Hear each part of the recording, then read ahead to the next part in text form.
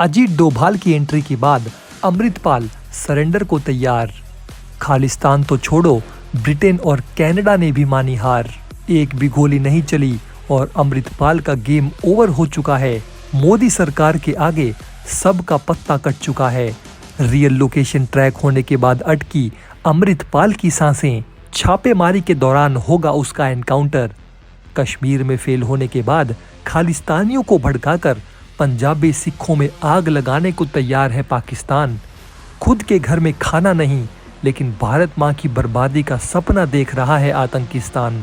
जब तक भारत के वीर पुत्र अजीत डोभाल की सांसें चल रही है, तब तक पाकिस्तान की कोई भी साजिश पूरी नहीं होगी। एक रिक्शा वाला बनकर अजीत डोभाल ने भिंडरावाला को मिट्टी में मिला दिया था। अब अमृतपाल और उसके साथियों का भी यही हाल होगा। अमृतपाल को भारत से बाहर भगाने में पाकिस्तान और आईएसआई के ऊपर हुआ बड़ा खुलासा। अजीत डोभाल का बड़ा आदेश, जिंदा या मुर्दा, हर हाल में अमृतपाल चाहिए।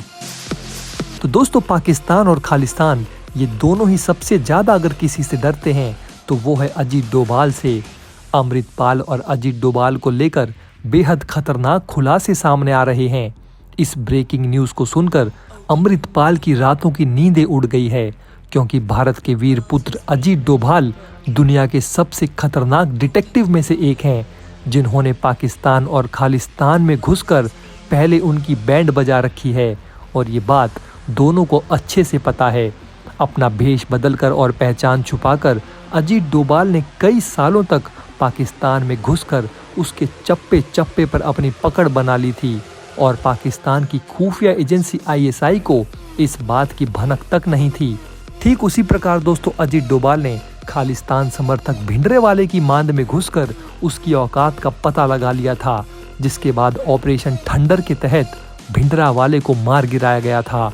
बताया जाता है कि पाकिस्तानी आईएसआई के अंदर आज भी कई ऐसे कर्मचारी काम करते हैं जो अजीत डोभाल के इशारे पर नाचते हैं। इसी वजह से पाकिस्तान, उसका आईएसआई, उसका प्रधानमंत्री और उसका सेना अध्यक्ष सब अजीत डोभाल के नाम से थर थर कांपते हैं। आज खालिस्तान भले ही पाकिस्तान से अलग होने की जिद कर रहा हो, लेकिन उसे पाकिस्तान की हालत भी देख लेनी चाहिए। भारत से अलग होकर पाकिस्तान बुरी तरह से बर्बाद हो चुका है और आज उसके लोग आटे दाल के लिए भी गिड़गिड़ा रहे हैं। वहीं दूसरी तरफ दोस्तों, भारत का समर्थन पाकर बांग्लादेश आज जमकर तरक्की के रास्ते पर आगे बढ़ गया है। खालिस्तान को समझना चाहिए कि भारत एक परमाणु संपन्न देश है। ऐसे में भारत को तोड़ना तो छोड़िए, उसकी 1 इंच जमीन पर भी कोई आंख नहीं उठा सकता। जब से अजीत डोभाल की खालिस्तान मुद्दे पर एंट्री हुई है, उसके बाद से ही अमृतपाल की तो मानो सांसें रुक गई है और वो दुम दबाकर किसी भी तरीके से बस नेपाल भागना चाहता है। लेकिन बॉर्डर पर सुरक्षा इतनी बढ़ा दी गई है, जिसे देखते हुए अब वो नेपाल भागने की कोशिश नहीं कर रहा। बताया जा रहा है कि खालिस्तान समर्थक अमृतपाल को देश से बाहर भगाने में चीन, पाकिस्तान और तुर्की जैसे दरिंदे देशों का बड़ा हाथ है।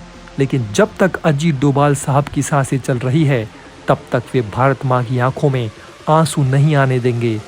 इसी वजह से भारत के जेम्स बॉन्ड अजीत डोभाल ने इस मोर्चे को संभाल लिया है, ताकि ये मामला एक बार फिर से भिंडरावाले की तरह ना भड़क जाए। ये सभी भारत के दुश्मन हैं और हमेशा भारत को रोते और तड़पते हुए देखना चाहते हैं।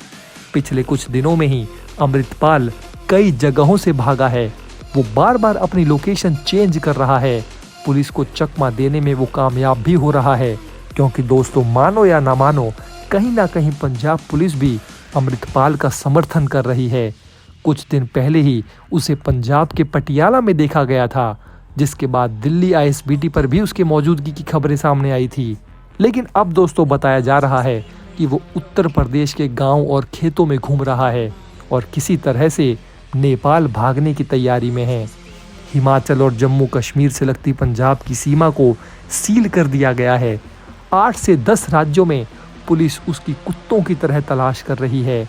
इस वक्त अमृतपाल अपने साथियों से केवल कोड वर्ड में ही बात कर रहा है, क्योंकि अगर भारतीय पुलिस कर्मियों या सुरक्षा एजेंसियों को उसका पता चल गया तो भारत उसके शरीर से उसकी चमड़ी अलग कर देगा।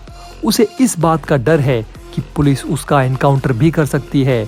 वो है भी कुछ ऐसी ही जगह पर, वो यूपी में है जहां बाबा का बुलडोजर उसके ऊपर कभी भी चल सकता है और बाबा के सिपाही उसको दिन रात कुत्तों की तरह ढूंढ रहे हैं। इसलिए वो देश छोड़कर भागने की फिराक में है, नहीं तो जान बचाने के लिए उसे पुलिस के सामने सरेंडर करना ही होगा।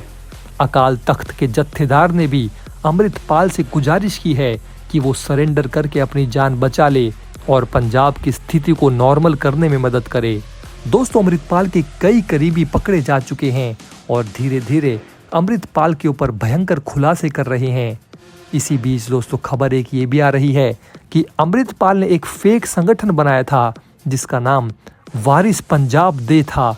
असल में ये संगठन दीप सिद्धू का हुआ करता था, जिस पर अमृतपाल पहले भी कई बार कब्जा करने की कोशिश कर चुका था, लेकिन वो बुरी तरह से फेल हो गया था। दुबई से भारत लौटने के बाद अमृतपाल ने दीप सिद्धू के परिवार से वारिस पंजाब दे संगठन का मुखिया बनने की इच्छा जाहिर की थी, लेकिन दीप सिद्धू के परिवार ने उसे ये पद देने से साफ इनकार कर दिया था। जिसके बाद अमृतपाल ने अपने बदमाशों के साथ मिलकर कॉन्टैक्ट का इस्तेमाल किया और खुद का नकली वारिस पंजाब दे स्थापित कर दिया और आम लोगों में ये भ्रम फैला दिया कि अब दीप सिद्धू का अगला वारिस वो ही बन गया है। दीप सिद्धू के मारे जाने का सबसे बड़ा फायदा अमृतपाल ने उठाया। दीप सिद्धू का परिवार ताकता रह गया और अमृतपाल ने नकली वारिस पंजाब देश बनाकर पूरे पंजाब नहीं बल्कि पूरी दुनिया में छा गया।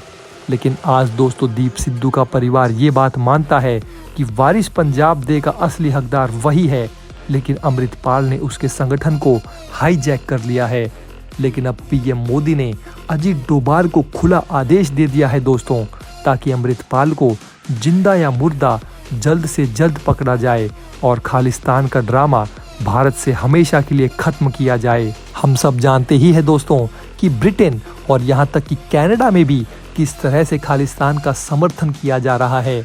लेकिन दोस्तों, भारत के विदेश मंत्री और भारत सरकार ने इन दोनों ही देशों को साफ और कड़े शब्दों में कह दिया है कि अगर भारत माता के खिलाफ कोई भी साजिश की गई तो इसका अंजाम बहुत बुरा होगा। भारत ने दोस्तों अंग्रेजों को ये दिखा ही दिया था कि अगर घी सीधी उंगली से नहीं निकलेगा तो भारत उंगली टेढ़ी करना भी जानता है। इसीलिए दोस्तों, जब भारतीय उच्चायोग पर लंदन में हमला हुआ तो उसके बाद भारत ने भी दिल्ली में स्थित ब्रिटिश हाई कमीशन से सिक्योरिटी हटाकर अंग्रेजों को एक बड़ा झटका दे दिया था। किसी को पता भी नहीं था कि भारत इतना बड़ा कदम उठा लेगा। और अब दोस्तों, कनाडा के प्रधानमंत्री जस्टिन ट्रूडो को भी भारत ने साफ साफ शब्दों में कह दिया है कि कनाडा में जो भी खालिस्तानी समर्थक भारत के खिलाफ प्रदर्शन कर रहे हैं उनको जल्द से जल्द रोका जाए, वरना कनाडा का भी ब्रिटेन वाला हाल ही कर दिया जाएगा।